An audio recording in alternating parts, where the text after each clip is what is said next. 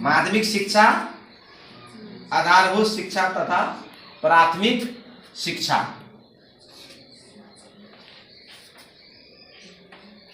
र शिशु विकास केन्द्र के शिशु विकास केन्द्र को कार्यक्रम शिशु विकास केन्द्र अहिले छ छैन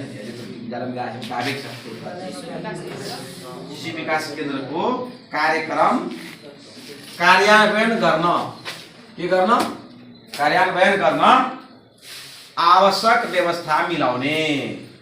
यसमा अलिकति फोकस गर्नु होला है। केमा माध्यमिक शिक्षा, आधारभूत तथा प्राथमिक शिक्षा शिशु विकास केन्द्र को कार्यक्रम कार्यान्वयन गर्न आवश्यक व्यवस्था मिलाउने। कति नम्बरमा छ 8। यसमा फोकस गर्नु होला है। महानिर्देशक